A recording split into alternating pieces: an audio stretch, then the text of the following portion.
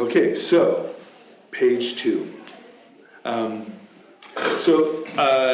going to start going. We're going to go through the 6 nails, and my idea is, I think you have on your handout. There's the 2 words, and then there's like a line or 2 underneath. Is that right? And then there's a paragraph. Is that right?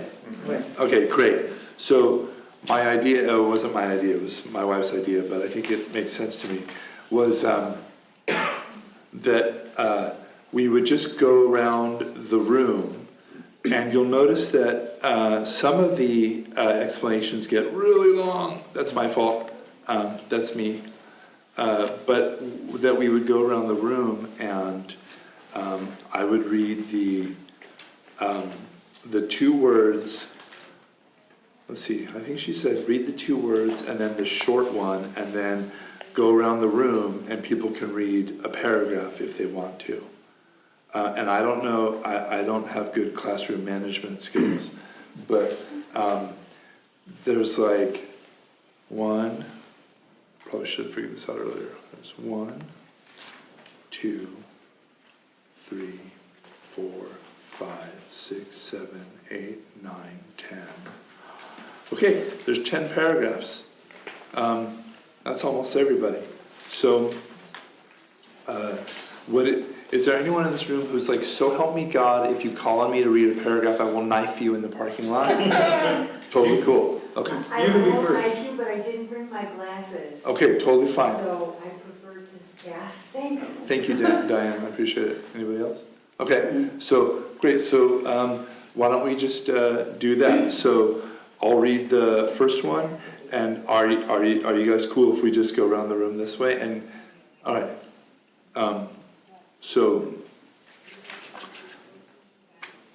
And by the way, you guys got the Reader's Digest G-rated version of Tilopa's life. If you ever want to have a fun read.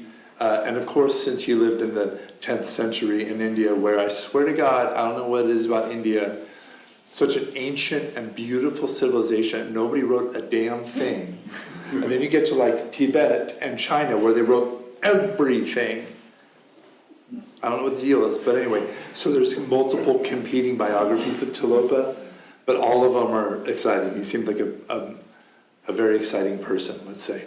But I left all that out. So I'm just going to start over here. So I'm going to read 1. 1. Don't recall. Let go of what has passed. Let the past be the past, just as it is. Star. The first point is not to be distracted by, dwell upon, get involved in, get lost in, nourish, encourage, or follow thoughts about the past. Anything that arises concerning anything that occurred, or even one thought prior to the current moment, one should simply let go of. Ultimately, one should develop the discipline or the automatic habit of letting go of such thoughts instantly, on the spot, and one should learn to remain in an ongoing letting go. Thank you. That was outstanding. That first line, I think, has a lot in it. You have distraction, dwelling, getting involved in, which to me makes me think about trying to adjudicate the relevant value, or judging thoughts. And it's so interesting the way we, mind is just minding, and we do this thing, or I'll speak for myself, I do this thing where I'll have a thought, and all of a sudden I'm telling a story about the thought, and it has a lot to do with who I am as a person, which is hilarious considering the thoughts in my mind have about as much to do with me, the person, as the feeling of the breeze on my skin. It's an object entering my awareness. We take our thoughts really personally.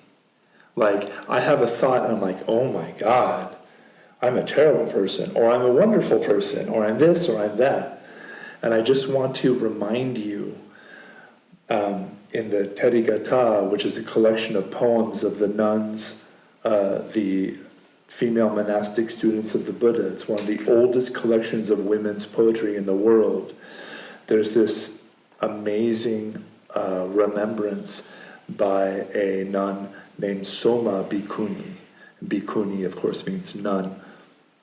It actually means a homeless person, someone who has gone forth. And so this is a female student of the Buddha, and she is meditating, and she has this crushing thought of societal misogyny, kind of internalized patriarchy, and she kind of like hears a voice in her head, and it could have been her father, her grandfather, her whole culture. Says, everyone knows that women can't attain enlightenment. Women only, insert your, women are only good for housekeeping and childbirth or whatever. And the term that she hears in her head is, women only possess this much wisdom. That's an old terminology from India, like this is the entire thing. Women only have that much. And she just sits with it. And she says to herself, to one whom the thought occurs, I am a woman, or I am a man, or I am anything at all, that person is fit to be addressed by Mara, the deceiver. Everyone knows who Mara is in classic Buddhist kind of storytelling? Oh shit, okay. Basically, Mara, in a poetic way, is like my internalized nonsense, my doubt, my obstacle, he's like the Buddhist devil, basically. But he's not an actual person. It's like whatever it is that stops you in this kind of ongoing habitual way is your Mara. So the Buddha, on the night of his awakening, the Mara that he heard is, who do you think you are? Who will be your witness? The Buddha was having this struggle about, I don't have a teacher anymore. I'm alone. In India, in ancient India, your teacher and your lineage and your tradition was your authorization.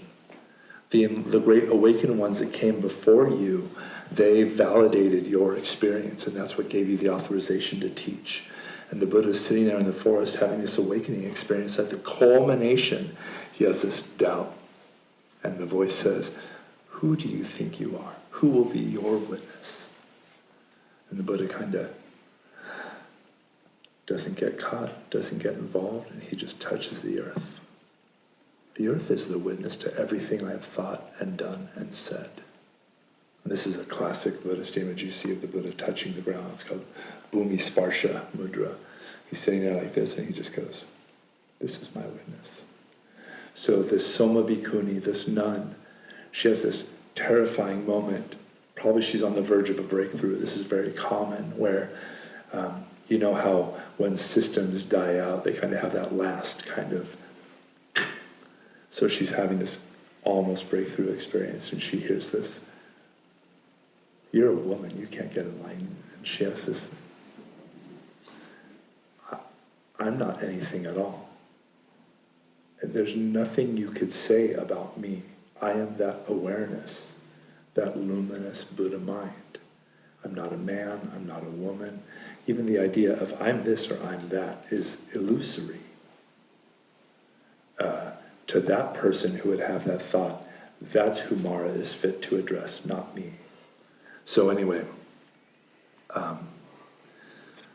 big, long digression about the way we take our thoughts personally, and it just adds into constructing our thought, our story, our idea about who we are, or who we aren't, or who we need to be, or who we should be.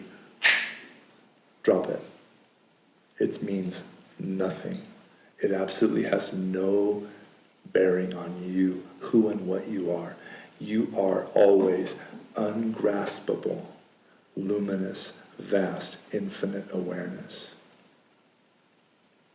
There's nothing anyone could say about you in a limiting, especially yourself, in a limiting way.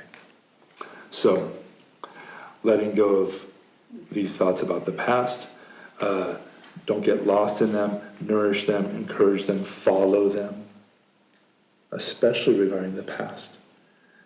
Nothing can be done about the past.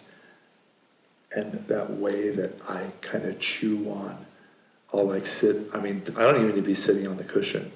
I could be having a whole freak out about a conversation I had and what I should have said and what really would have made them understand where I was coming from, because I hate being misunderstood. It really pains me. So, anything that arises concerning anything occurred or prior to the current moment, which should simply let go of.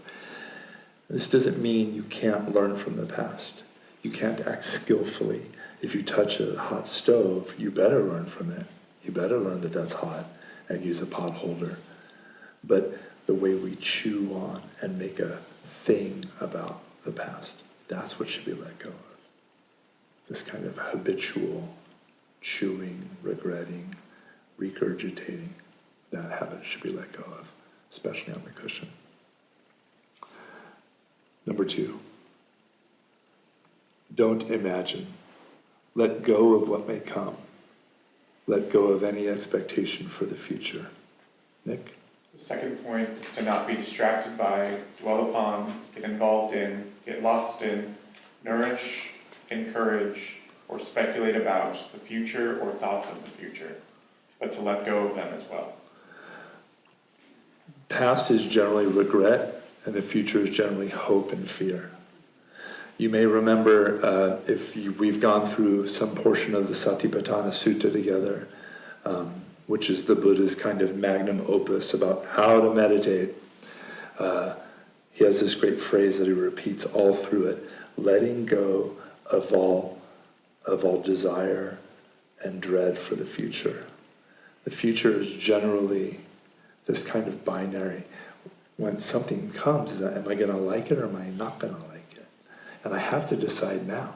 And I have to figure it out right now. Is anyone in this room like that besides me? This is like my continual situation. And really, sitting here, thinking about something that's going to come in the future is of exactly zero utility.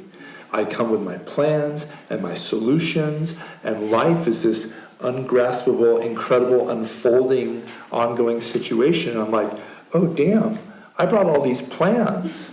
And life's like, oh, that's so cute. That's not at all what's going on. And it's, all that energy and all that clinging and clutching and fabricating, especially on the cushion. And it even applies to, is this meditation going to be a good one or a bad one?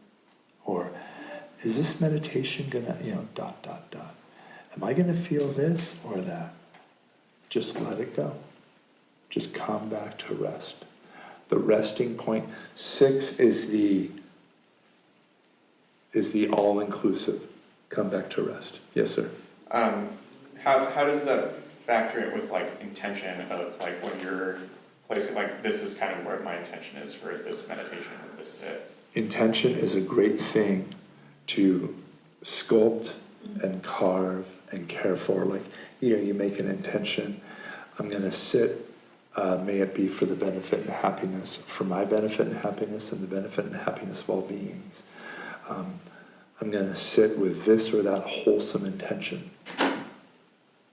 And you put it down, and then you sit.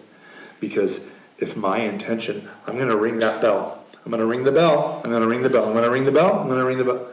That's clinging. That's grasping. Too much. I'm going to ring the bell. Great. It's right there when I want to ring it. This kind of ongoing chewing, and that's what we're talking about with all of these. It's not that any amount of these is completely unacceptable. It's that when you catch yourself doing it in that kind of habitual, ruminative way, just let it go. It'll be there it'll be there. Yeah. Your wholesome intention will be there. It's just like anything. Thank you. Number 3. Don't think. Let go of what is happening now. Jen, are you available? The third point is not to be distracted by, dwell upon, get involved in, get lost in, nourish, encourage, get fixated on, or follow thoughts about the present.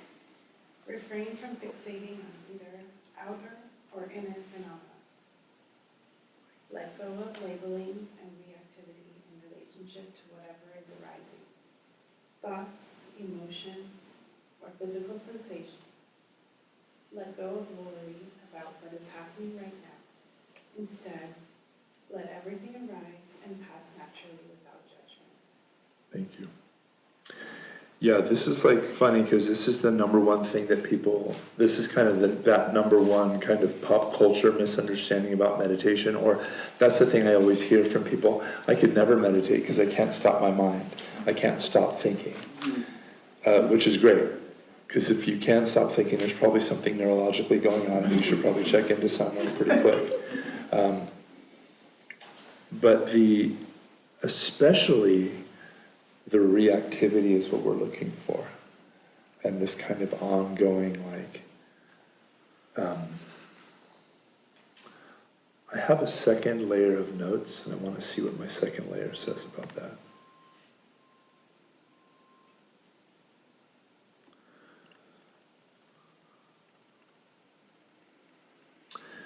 When we let go of the past and future, you find yourself very simply abiding in the present. Great job. Total success. If you're anything like me, oh my God, I'm so calm and quiet right now. Ah, shit. And perhaps the feeling of being present only lasts for a moment before your habits regain control and you drift away again. Or perhaps without noticing it, you start to drift into some kind of mental commentary on the present moment, telling yourself, wait, that breath is really good. Remember that one time? Oh wait, my arm itches. Okay, that's better. Now I've got it. Now I'm really present. I'm calm and relaxed and my mind is totally quiet. I may be sitting there lost in judgments and talking to myself about the present moment instead of experiencing it. The short translation is simply don't think. But of course, telling someone not to think is a tall order and probably hasn't worked in the whole history of ever telling anyone not to think. You can't really will the mind to stop thinking or silence it through brute force or intention. And this is a big thing that the Buddha harped on after his awakening experience. This is something that from his previous training, there was like this real kind of willful. The Buddha says in his teachings that he used to grit his teeth and purse his lips and scrunch up his forehead and bear down with his body so that he could make so much tension in his body that he could just kind of blot out the kind of ongoing thinking. And sweat would run down his forehead and his armpits, and he's like, okay, this obviously was not it. You cannot will the mind to stop or silence it through brute force. A student of Tilopa, so this is Tilopa to Naropa, Naropa to Milarepa. And if you've ever seen this picture of Milarepa, this great cave yogi in the Tibetan tradition, Milarepa's favorite quote on this is, "The mind's impulse to sudden uncontrollable thinking cannot be stopped by hundreds of spears." Meaning, if you were surrounded by 100 soldiers with spears, and they were like, okay, stop thinking or we're going to stab you. Just stab me now, because it's going to happen. You can't stop it that way. Thinking just happens. It's less about stopping thoughts and more about letting go of what's happening now, including thoughts. So this is this seems to be an encapsulation in a way of the previous two. Thoughts will arise. This is it's not that great yogis, great practitioners, great meditators don't think. It's that thoughts go like this. They don't get engaged. They don't grab it. They don't take the bait. And this is huge. The Buddha, all through his awakening experience, recounts the thoughts he was having. So if the Buddha didn't stop thinking all the way up to and including enlightenment, there's no hope for me. Or I can just change my understanding of what the model is. The model is, Knees are kneeing, hands are handing, mind is minding. And things arise and pass away. The trick is, don't bite it, don't grasp it, don't react. It's the reactivity that's the issue. All kinds of thoughts, crazy, wonderful, terrible, are going to arise and pass away. And we just go.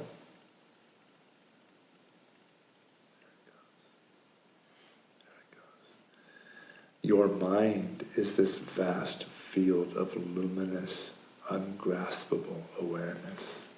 And the clouds that come and go are the thoughts and feelings and sensations. And you are under no obligation to grab onto any of them. Don't grasp, don't make a big deal out of it. Additionally, thoughts and feelings are so fast, right? Like you can feel your butt on the cushion or the chair or the bench right now. That's very stable. This is one reason why the meditation practice that we get from the Buddha and teachers after him begins with posture, breath, and body. Because they're so stable, they're so fixed, and they're always right there. And they do change over time. Like there's a little symphony going on, and some awarenesses, some points of sensory contact kind of fade, and some rise up, and it's changing, but it's changing a lot slower than my thoughts and feelings. So imagine trying to grasp at clouds and then getting upset at their content. It's very strange when you think about it. So, whatever arises within the space of the present moment, notice it, let it come, let it be, let it go. The wave of the present moment is always cresting, rising up from the past and dissolving into the future. And you are always balanced right there at the edge, the razor's edge, surfing that wave. But you cannot hold on to a wave or change it in any way. Simply ride it while you can, let it dissolve, ride the next one, and the next one, and the next one. Number 4, don't examine. Don't try to figure anything out. The fourth point is not to analyze. Although there are other forms of meditation that teach one to analyze one's experience, the ultimate goal of such analysis is to transcend analytical and conceptual impositions on one's experience altogether, so that we will finally experience directly the true nature of the mind, the true nature of experience, the true nature of reality. So in this approach, according to the fourth point, one should let go of all tendencies to analyze one's experience. Thank you. Thank you. Yeah, Judy, next paragraph. Sorry. Especially because examining in terms of our practice often looks like trying to assess our meditative development based upon what we have studied, or comparing ourselves to other meditators. Such assessments can create a subtle shift in the experience of meditation from an openness to whatever may arise to an experience that is objectified, artificial, and fabricated. In the previous instruction, thinking pertains to mental activity in a general present tense sense. In this instruction, examining has more to do with an analysis of what's going on, whether one is making progress, and whether the experience fits into one's larger idea of what meditation is supposed to be all about.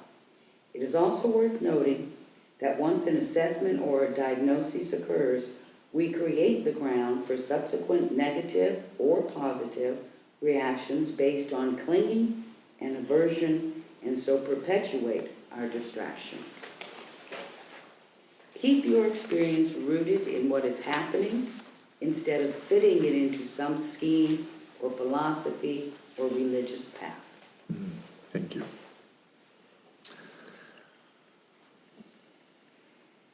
There are and this again speaks to the different practices, remembering that there are 2,600 years of time and countless lands and nations and language groups separating us from the Buddha.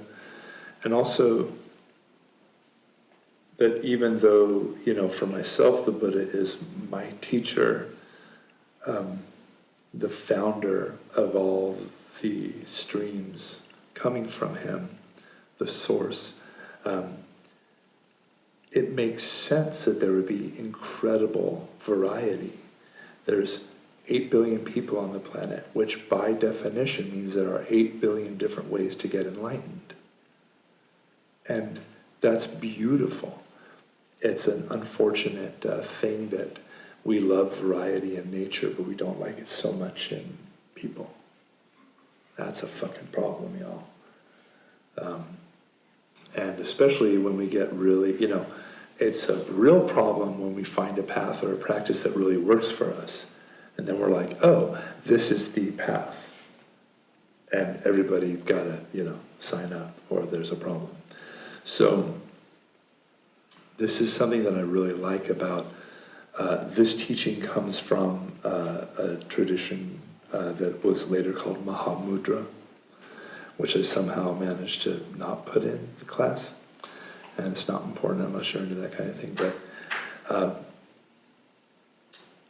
there are traditions within Buddhism that really go out of their way to be like, yeah, mind is ungraspable. There's no possibility of fitting it into any specific system of symbols or signs or languages or religious sacramental practices. Too big. Mind is far too big. And I like that. And that's one thing that Tilopa was, like to bang on about, and it's kind of a thing in Mahamudra and also in Dzogchen, another tradition that's very much like Mahamudra. So, and even beside that whole kind of religious sectarianism nonsense, even just, you know, you read a book about awakening or a book about practice, and now your experience has to fit in with that. And I don't know if that's happened to anyone in this room. It's definitely happened to me. And I've spent years where my experience did not line up with what I was reading in books. And I was like, this is a problem. Like, I'm not making any progress. What I didn't know was I was making my progress. I was having my own experience. And so in the microcosm, the constant examining and checking and comparing, just imagine how much time you could spend. Have you ever walked into a room, a meditation class or a Zendo or a hall, and been like, everybody here is meditating better than me? I know I do. I walk into a place and I instantly do this game where I'm like, she looks like a badass. I bet she probably sits for hours, real calm. Yep, that guy's a clown. I can sit better than him. I'm doing this whole nonsense. And that was like one of my big kind of, one of my first big insights on retreat was I was sitting with 150 people through this 4-day retreat, and on day 4, that whole weird comparing thing just kind of broke. And I looked around and I saw all these people, and I didn't know that I was doing this, but I had like a category for the vast majority of these people I was sitting with, and I was like, oh my God. Think about how much energy that took. Like, if you gave me that assignment, I'd be like, that's exhausting. I could never do that. I was doing it on my own. And I was so happy that I could just be present with these people. We do that to ourselves. That's like that constant analysis and comparison. Whether it's, this does or does not fit with my understanding of the Dharma, this does or does not fit with my understanding of meditation practice, and then judging yourself in that way and judging other people in that way, just drop it. And again, any kind of analytical or conceptual understanding of your experience, by definition, is like trying to catch a cloud and then being surprised when you can't grasp it. There's nothing you could ever say, remember Soma Bhikkhuni, one to whom the idea occurs, I am a man, or I am a woman, or I am anything at all. This whole I am this and I am that, waste of your time. Just what is arising? What's happening right now? And then just being present to it in this incredibly soft and gentle way. Okay. Number 5, don't control. Don't try to make anything happen. Ken?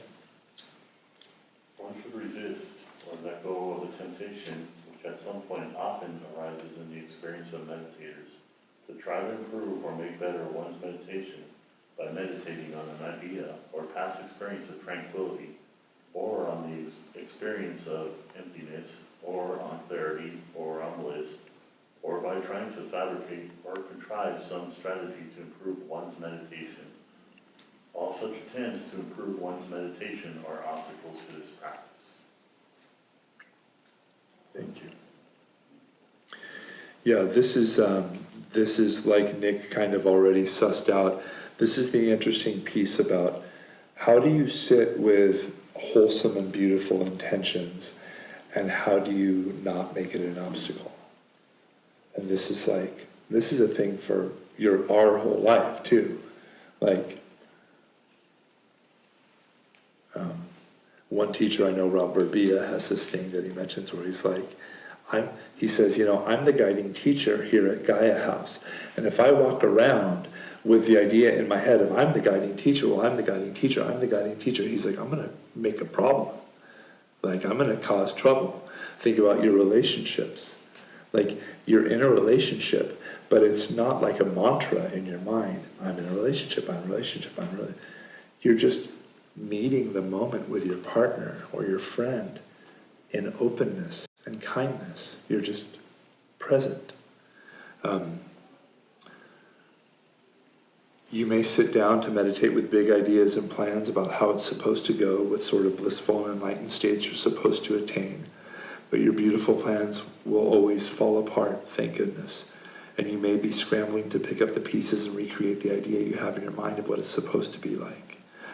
The thing is, you cannot project manage your way through meditation to enlightenment. I love that line. You cannot force your mind into stillness and silence and presence, because those are not states that can be created through effort. That's important.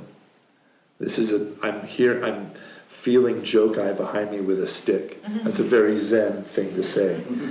Stillness, presence, silence are not manufactured. How do you make silence happen?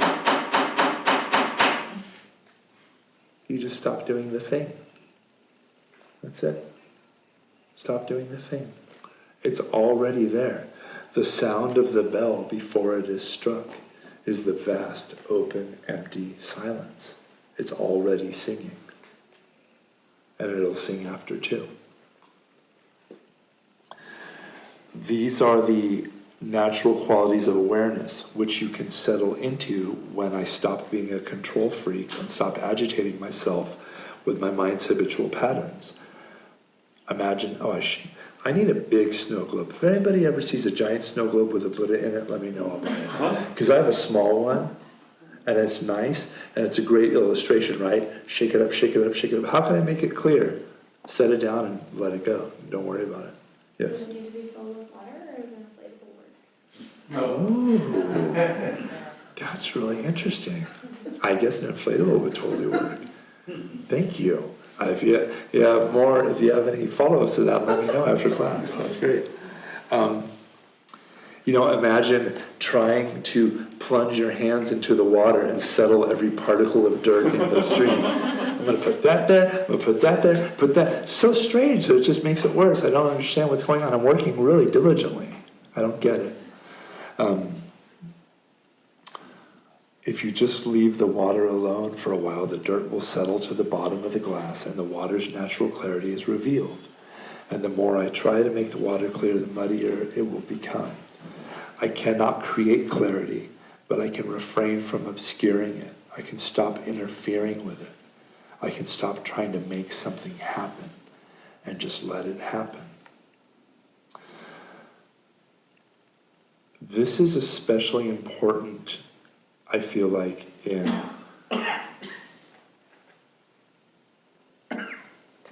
when we start to,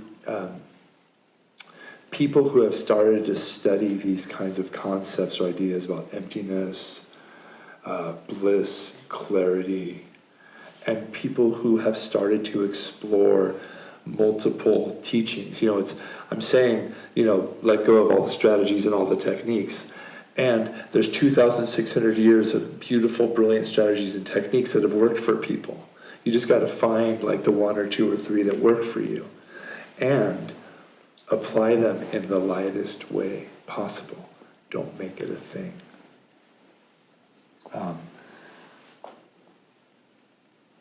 Here we are faced, wait, did we read that paragraph? Oh, never mind. Sir, are you available to read that in the next paragraph? Here we are faced. Here we are faced with putting down your desire to induce change in our experience of practice. This can be challenging when we don't feel like remaining present, when we want to be distracted, or when we want to push back against our present experience. But here, Tilopa is gently reminding us that actively manipulating and fabricating is not what we are practicing at this moment. Thank you very much. Yeah, noticing our desire to induce change and just refraining. And this is also tough because, you know, you can sit and it would be easy to think of this like, well, if I'm remembering or thinking or examining and then I refrain from doing those things, aren't I changing my experience? And that would be fair. That'd be a fair critique. But as always, everything is a move towards letting go.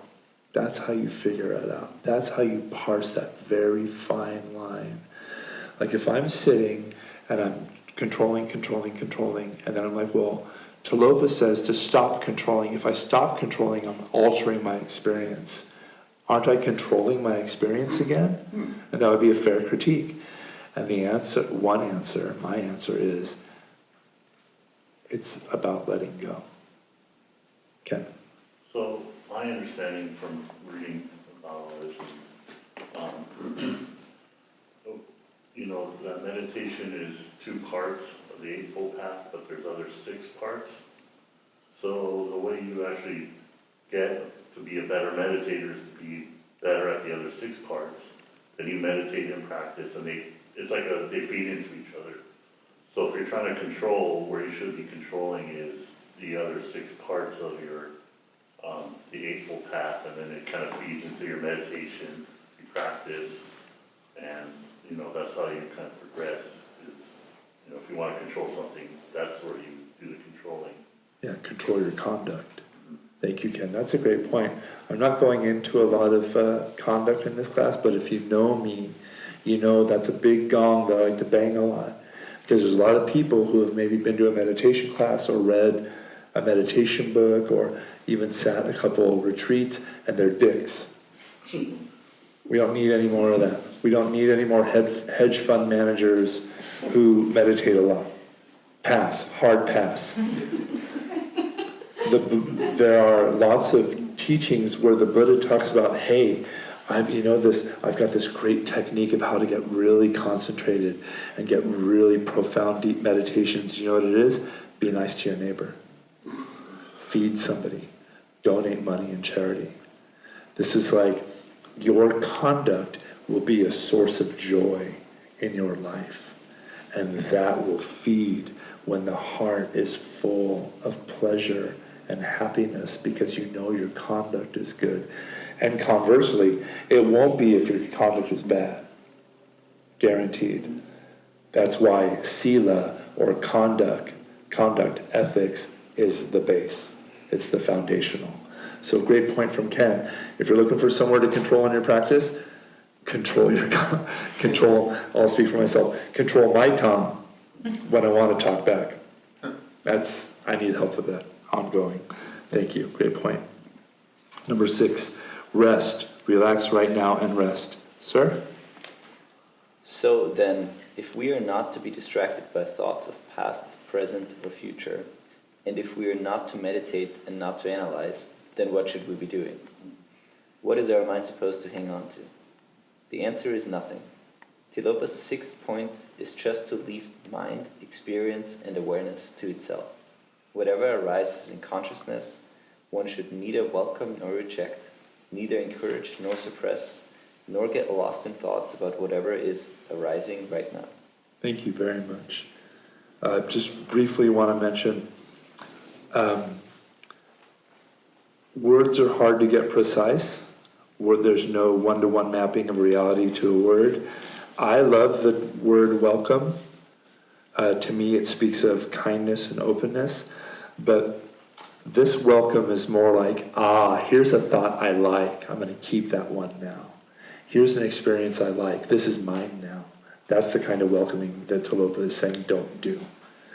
The openness that Tilopa wants us to have is our natural sky-like openness. Clouds come, clouds go. Ray, are you available to read the next? Yes. What is the power behind this practice?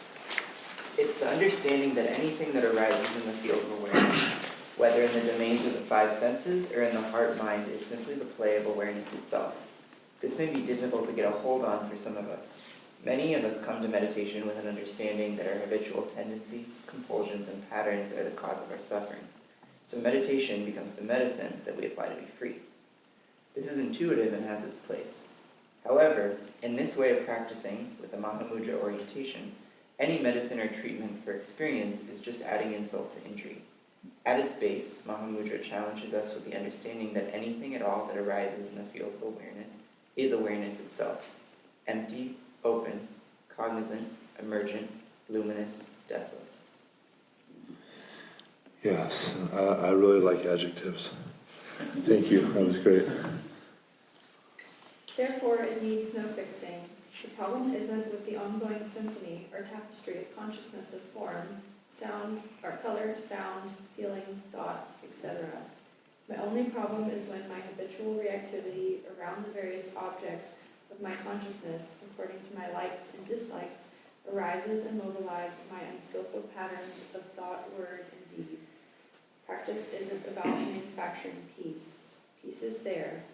It's not about manufacturing openness. Awareness is always open. It's about coming back to our real nature, settling into experience. Mind is naturally luminous, vast, and free.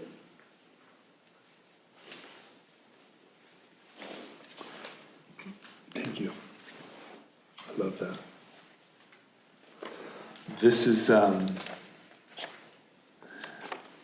there are, it's like cuisine. Somebody here likes food, so all my meditation illustrations come back to food. It's like cuisine, right? Like protein, fat, carbohydrates, fiber, salt, acids. It's all in every cuisine. And each cuisine, according to time, place, circumstance, culture, availability of foodstuffs, has a completely unique way of dealing with. And that's its glory. That's how beautiful it is. In the Theravada tradition, which could be said to be the earliest strata of teachings that we get, coming from the historical Buddha and his students, especially because that strata of teaching has been filtered through this later commentarial tradition full of profoundly intelligent scholar monks for hundreds and hundreds, thousands of years. We get this really, like in Theravada, in Vipassana, it's like, hi, welcome to Buddhist meditation class. I have 10 charts and 40 lists. Please memorize them by tomorrow. And they're mostly lists about what a knucklehead I am and all the things I need to fix about the way I do being a human. And that's totally fine. And that really works for some people. And that was my entry point into the Buddha Dharma. out of the Hindu Dharma and into the Buddha Dharma. And I was like, oh my God, this is great. It's really chewy and there's a lot of stuff here and I can really get in there. Mahamudra takes the opposite approach. It says, listen, your clinging, your aversion, your confusion, your anger, your jealousy, your rage, your all this stuff, what is it? It's just energy. It's just your heart and mind arising in this specific flavor right now. Do you want to try to fix it? Totally. You can try to fix it. You can also just do nothing. And just watch it. Look at it go. Oh my gosh, I'm really upset right now. That person's terrible. Oh, are they? That whole thing. And so this is the Mahamudra approach. And that last quote is directly from the Buddha. Mind is naturally luminous, vast, and free. This was his approach. So, and then you have lots of later Theravadan teachers who kind of started to navigate away from this kind of list-heavy, chart-heavy Theravadan approach and really started to go back to the suttas, back to the earliest teachings. People like Buddhadasa Bhikkhu, people like Ajahn Chah, Ajahn Mun, these great luminaries, these great lights of teaching were like, yeah, I think I could just sit down and just watch the whole show and not make a big deal about it. So that's really the Mahamudra approach. And that's why just resting works. It's like, imagine these fires of delusion, these fires of clinging, these fires of aversion arising. What happens to fires when they don't get more fuel? And I don't need to do a damn thing. I just need to refrain from feeding the fire. I need to refrain from acting on it.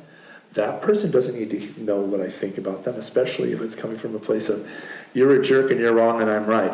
Maybe not so helpful. I can just rest and hold my own feels. And then when they kind of even just bank, even just come down a bit, I can start to respond more skillfully. Excuse me. So, this is the kind of the power behind that approach, is the understanding that anything that arises within your field of experience is just awareness, is just the play of awareness. I touch a thing, and you'll excuse me if I get a little into the weeds here, but I touch a thing. I have never in my life ever touched this.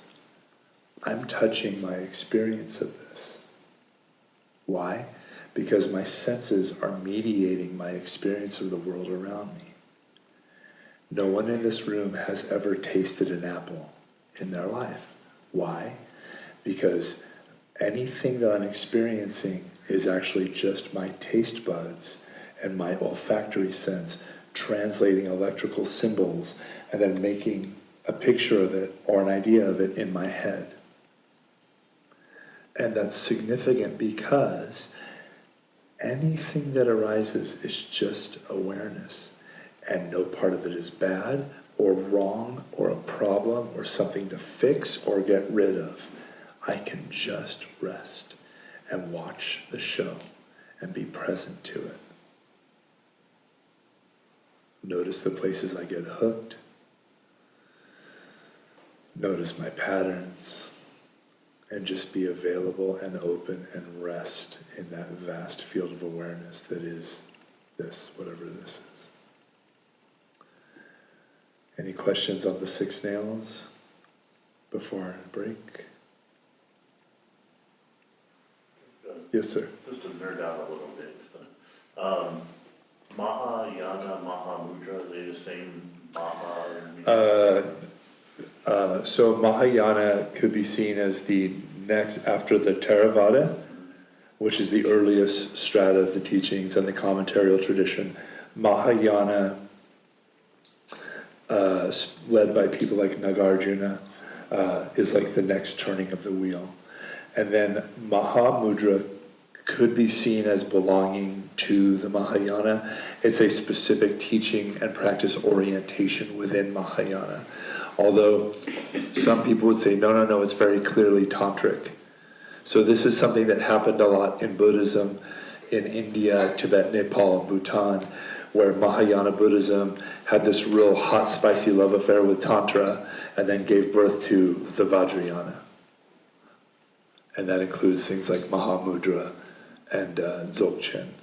And you could get 6 scholars of Buddhism in the same room and get 7 opinions. But basically, there's this really interesting time in India where Buddhist practitioners and Hindu tantric practitioners and Buddhist tantric practitioners were all practicing in the same places. And there was a lot of like, yeah, yes sir. The place where my train goes off the tracks in this approach is rest.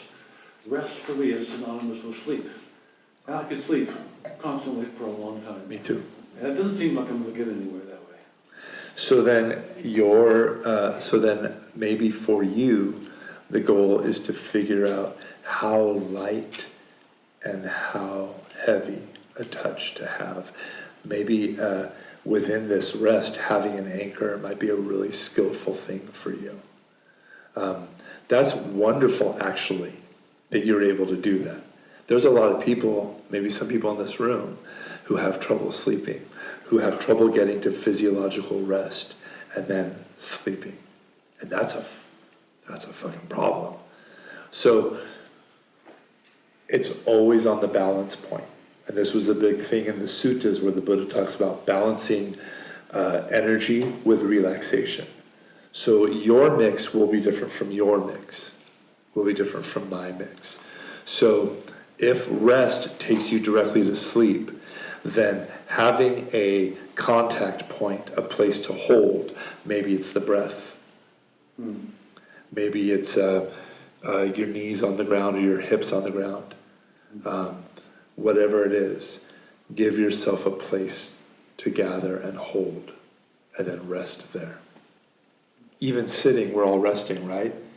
But our abdominal and back muscles are holding us upright. So this is a balance, could be seen as a balance point between rest and energy. I don't know if that's helpful. Okay, yes. I have a question about the act of letting go. Like, for instance, if I'm really worked up, like I can feel this heat, and I know that if I don't, I like mentally know that I can let it go, but I also know, like, I think you kind of like did this slow drop, and I feel like for me, like sometimes that slow drop, like it allows that like heat to maintain there, and I can easily like, go back to that. I can attach to it really easily. Whereas for me, I noticed if I have like a trick, like, I mean, I could physically just like, nope, go. Like, Yeah. just let it go. Like, kind of a cue to like, Yes. say, hey, drop it. It's okay. Yes. Like, don't cling. That'd be a way for you to let go. Yeah. My teacher told me, he looked at me and he says, this is our first meeting, and I told him all of my qualifications and all the meditations I have sat and all the things I knew. And he just looks at me and says, "You're a very serious person, aren't you?" And I was like, "What?" And he's like, "Do you dance?" And I was like, "What? Do I what?" And he's like, "When you catch yourself contracting and collapsing, you should shake it off and let it go. And maybe dance more." And I was like, I'm sorry, this is not what I came for, but I was like so struck that like, we weren't even in the same room, we were on Skype. He's an older gentleman, lives in London. And we were just on Skype, and just from my face, he's just like, "You need to chill the hell out." So I literally will be at work, and I'll take a big, and I'll give it a shake. And that's a common thing you see animals. They shake out their trauma, their stress. So yeah, whatever works for you. Whatever way I'm conveying it, that's just the way I'm conveying it. And so like you with the energy, balanced with the relaxation, and like you with a physical cue, so much ritual is physical cues. Like the bow when I come in the room, boom. It's like something drops. Before I leave the house, the shrine's by the door, and I'm like, I'm going to unleash myself on an unsuspecting world, old man. Like, help me out, here I go. And I ring the bell on my way out the door. And that's like a physical cue, just boom. So yeah, great, wonderful. Thank you for being so skillful and figuring that out about yourself. Congratulations. Yes, sir. Yeah, and I think that's, at least for myself, that's one of the hard parts about finding the right mix, because you'll read a book, and I read too many books, and what you just described, you get slapped in the back of the head if you shake it out. But some teachers would say, you should totally do that. So it's like, in my overthinking head, well, shit, what do I do here? Yeah. And that's the trick for me, is to take whatever you read with a grain of salt and do what works for myself. And that's the hard part, because I'm an engineer by trade, so I want the blueprint. And real life sometimes doesn't give you the blueprint. There is no map, and no map would be able to one-to-one map to reality. So maps are good until you need to drop the map. And I feel you. I don't have a smart engineering brain, but I have like a kind of, I have that kind of maybe zealous religious brain where I want some figure clothed in white to like tell me how it is. And it's been kind of a struggle to grow up and be like, no, I'm almost 50. I've been doing this my whole life. I'm going to figure out my way of doing it. So this is a great point. This is another one of those things that kind of starts to separate out from beginning to intermediate to advanced. Yeah, just a quick comment. I mean, I feel like that we all, like, as a human race, all do that. I mean, that's why I feel like religion is such a pivotal point for everybody, is just because it's like, just give me a guidebook, give me something to hold on to, just someone else to tell me what to do, so I don't have to face the reality that I don't know. Yeah. And on both of those points, for myself personally, reading the books, I would take things so literally. And as far as this is what the language says, that's it. And then I'd sit on it for like, oh, that's a metaphor. Oh, that's somebody else's experience. Oh! So keep that in mind, that whole, as Franz said, game of telephone tag, as far as what these words really mean. It's been translated probably a dozen times back and forth by the time this person read it, trying to describe something that is probably undescribable. Oh, yeah. And then we're taking it as a Westerner, as a blueprint or something, because we want concentration, times tables, got it. None. Yep.